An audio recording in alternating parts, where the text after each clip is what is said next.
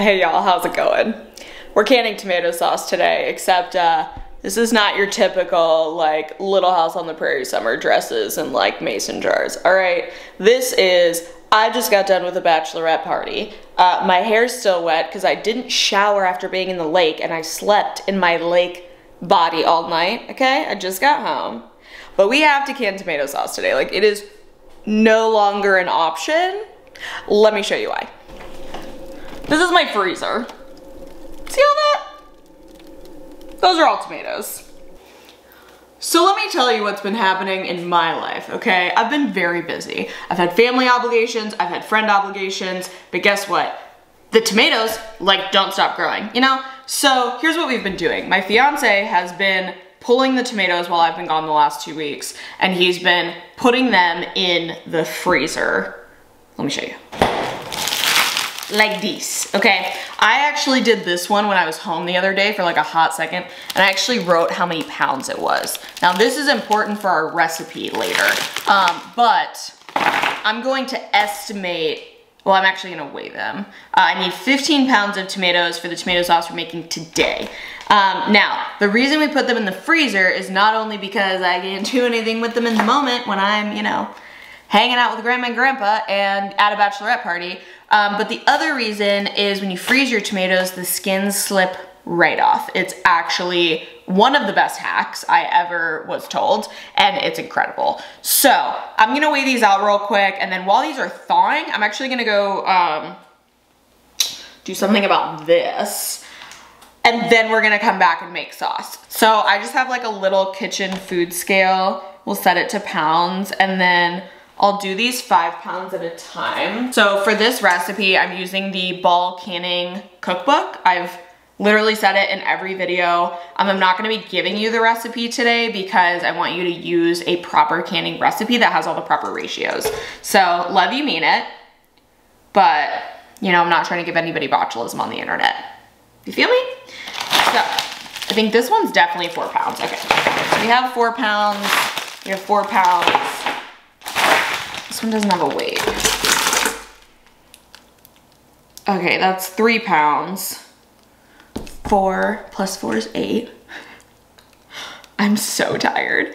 4 plus 4 is 8, plus 3 is 11.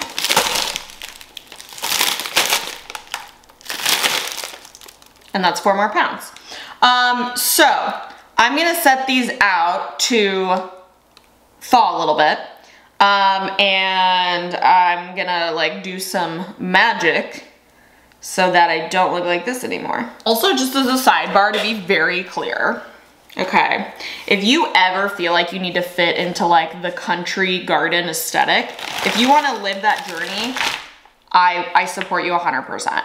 Here's the deal. If you catch me in a sundress in my garden, call the authorities. That's number 1. Number 2, I don't wear aprons. I wear this nasty gray tank top that is pre-stained with I don't know what, and I wear sweatpants that I've had since the 7th grade, which was probably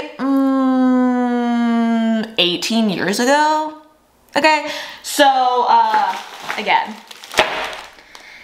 you don't have to fit that country sundress aesthetic, because my aesthetic is I'm driving the Hot Mess Express, but I'm gonna eat canned homegrown tomatoes while we're driving the Hot Mess Express together, okay?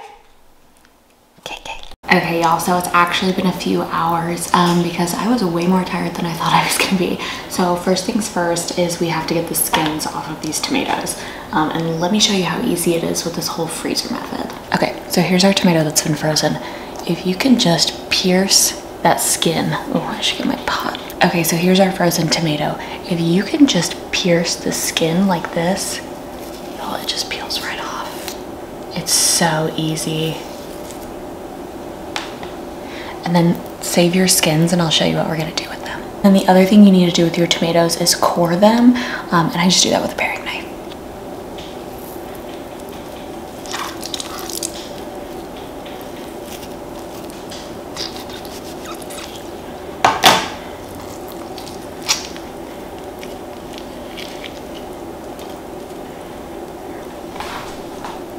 And then if you want, you could even save these and put them in a baggie in your freezer to make veggie broth.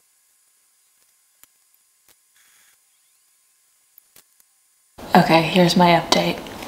I always forget how long the peeling process takes. So I actually put half of the tomatoes on the stove to start getting some of the water out. You want to evaporate the water. And I'm still working on peeling all of them. And my fingers are a little bit frozen. But I promise it's less work. Okay, also we're officially reducing over the stove. This one has already come down. You can actually kind of see it. This is where it started and it's reducing. And I've got the other batch going in this other pot. So while we're doing that, we're going to stir it, watch it, make sure, you know, nothing bad happens.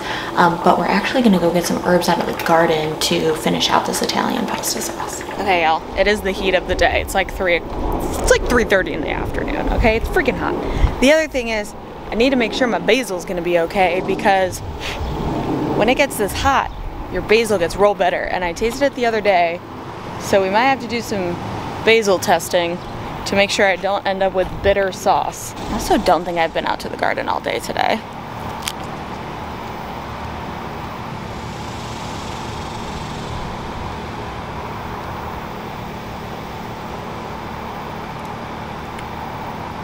Oh, nope, there it is. Get it on the end. You gotta be real careful. All right, I've got this Persian basil that's like purpley. Let's try that one. Oh.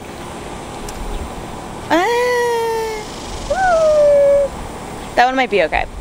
That first one was real bad. Let's see. I planted some of my basil plants like really in the shade to kind of help keep their temperature down. Okay, I found an acceptable basil plant. The other thing we need is oregano, which I have in droves. I might just throw some fun herbs in there too, just for funsies, like why not? Some rosemary, some sage, some parsley, just because I have it. So yeah, let's pick some herbs. Okay, y'all, so we ended up with basil. This is the purple and green Persian basil. We ended up with lots of oregano. Gotta have oregano. Ended up with a little bit of sage, marjoram, which is a new herb for me to grow this year, and I'm obsessed. We have some parsley, more basil, and then I grabbed some different thyme. So there's lemon thyme in here and then regular thyme. And to make my thyme, see what I did there, more efficient, I'm actually gonna use my food processor to chop up all these herbs for me. Okay, y'all, so we are reduced on this pot by half. So I'm actually gonna add all my herbs to this pot, which this is an aggressive amount of herbs. I honestly might freeze some of these because this is a lot. But we're gonna add our herbs. And then we're also gonna add garlic. And then we're gonna wait for this pot to reduce. And then we'll add it all together. These are the moments when I seriously wish you could like smell through your screen. It smells amazing. Okay, y'all, so I'm gonna grate 6 cloves of garlic into my sauce. Just remember, it's both of these, not just this one. But also I feel like garlic, it's just like use at your heart's content. The biggest thing to understand about when you're canning tomatoes is to make sure you add enough lemon juice. So what I've found is with the herbs and the garlic and all of that stuff's not quite as important. What you're looking for is the acidity in your canned product, which is going to be brought on by either the citric acid or the lemon juice. So we'll get to that part, but just wanted to say for right now, that's why I'm kind of eyeballing some of this stuff. Highly recommend you follow a recipe if you are new at this. I've just done this enough times to where I know where I can kind of bend the rules a little bit. So I'm gonna grate 6 cloves of garlic into here, get this reduced, add it all together. And then we'll add the lemon juice and then we'll can it. And also we're eating this for dinner tonight. I'm really excited. I need like a big bowl of pasta. Okay, y'all, so we went ahead and added one pot to the other pot. We're now gonna let this one go for probably like 30 minutes. 2 things I forgot to mention: crushed red pepper. My recipe does call for this. This is pretty optional in my opinion. I like the flavor it adds, but I don't like to add too much. The other thing that a lot of people will add to their fresh pasta sauce, fresh tomato sauce, is sugar. Don't recommend doing that in here because you're gonna can it. You can always add it later when you reheat the sauce before you actually eat it, because that could potentially throw off the pH balance with the lemon juice and all that good stuff. And actually I'm gonna go ahead and add the lemon juice right now, and for this amount of sauce I think it's half a cup. Again, I'll leave the link to the cookbook I use below. highly recommend. Actually, I only recommend using a recipe out of a cookbook that's for canning. But y'all, this is smelling real good. I feel like right when you start reducing your tomato sauce down, it smells like raw tomatoes and it smells like tomato water. And then once it really starts to get a lot of that water out, it starts to just smell so good. Okay, y'all, so I started to hit a total wall in my day and I needed to pause and make dinner. So I decided we were just gonna go ahead and use this lovely tomato sauce that we had been working on all afternoon. I always add onion first and then I add grass-fed ground beef. And then this is actually a Italian sausage that I made myself. I didn't film it, so let me know in the comments if you would like to know how to make sausage from scratch, because it's super easy and you can control all the flavors, but let me know in the comments if that's something you want to see. So I get everything browned up, and then I actually added a little bit of beef bone broth that I had in the fridge that I needed to get rid of, mostly because it had this really big solidified fat gelatin situation, and I knew it was going to give like a really yummy beefy flavor. And then whenever I don't really measure anything when I cook, so I kind of just added enough sauce to where I got the consistency that I wanted.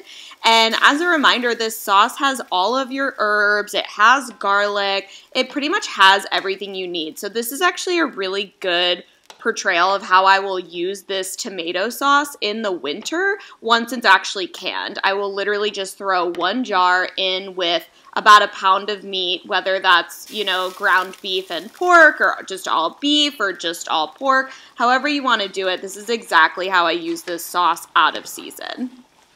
So I'll let a lot of the water cook out of this and really let it thicken up. And then I always add some red wine to my tomato sauce. This is entirely optional. The alcohol fully cooks out of it. I just really like how much it deepens the flavor of your sauce. And I mean, I think I probably added like 1/4 cup. Really not a big deal at all. I do always let it simmer down for probably 25 to 30 minutes. And here's our finished product with our pasta. I do use gluten-free pasta, but I actually made Cam some regular pasta with gluten, and it always soaks up the sauce so much better, but of course, I can only have gluten-free pasta. So after we were done with dinner, I did go ahead and like properly fill and can all of the sauce. So what you're seeing right here is me heating up the jars. Heating up the jars is absolutely essential to your canning process. You have to do it. Trust me, I've tried to shortcut it. It doesn't work. You end up with a moldy product and everybody's having a bad time. However, you do have to be really careful during this part because you are dealing with very hot water, like actual boiling water. So please, please, please, please be careful. And then once you kind of get those removed, I leave them for about 10 minutes. Once you get those removed, we can start filling our jars. And you want about, I think it was 1/2 inch of headspace with this one. And with that, you'll also go ahead and get the bubbles out with your little device. So getting the bubbles out is also super important to make sure you don't have any extra unnecessary air in your jars. Then as always, we wipe the rims to make sure we're not going to introduce anything into our canned good before we put the lids on and then return them to the water bath canner. So when we put them in the water bath canner, the one thing I want to make sure I say, because I've done this many a time, is your water is going to increase. You might have to remove some of the water from your water bath canner, but in an ideal world, your water is about 1 inch above your jars so that they are fully submerged 100% in the water bath canner. Again, y'all, I have made these mistakes so many times. And as you can see from the time on the stove, it is very late. This is far past my bedtime by like 15 whole minutes. And so when I took these out, I actually just let them cool overnight. And I just kind of left them on the counter to do their thing. I do try and let some of the water drain off, especially the lid, as I'm taking them out. But the sauce inside of the jar should be bubbling. That sauce should be very, very, very hot, and that's how you want your jarred good to come out. So let's go see us in the morning and see how all of this turned out. Hey y'all, okay, so it is the next day, and I've been super busy all day today, so I'm just now getting a chance to kind of check these out and look at them. So this is what our sauce ended up looking like. Now whenever I do this, I always check the seal, and it shouldn't move.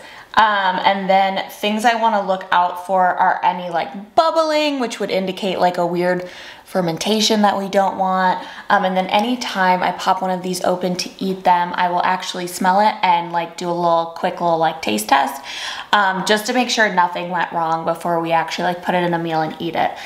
So you can leave the rings off if you want. I put the rings back on, but real gentle, so you don't create a false seal. And it's kind of stupid, but I just like the way it looks. So one other thing I didn't talk about was the fact that I actually leave my seeds in my tomato sauce. And it's probably a little bit of a controversial topic, but the reason I do it is because it doesn't really bother me at all, and I've never had a food mill. A food mill is a really easy way to get both the skins and the seeds off of your tomatoes, and I've just never owned one. So if it bothers you, feel free to grab a food mill, feel free to try and strain them out, up to you. It's not really something that bothers me. I usually don't taste them, and by the time the sauce is done cooking, really they're like super tender and you just don't even notice they're there. So last night our spaghetti was so good. It's really special, the whole pasta sauce situation. We love pasta, we love tomato sauce, and find it really ironic because apparently I was very allergic to tomatoes when I was a kid. So it's always, yeah, pretty ironic to me that I'm so obsessed with tomatoes now as an adult. So thanks so much for watching. Happy gardening, happy canning, happy doing whatever brings your soul joy, and we'll see you next time.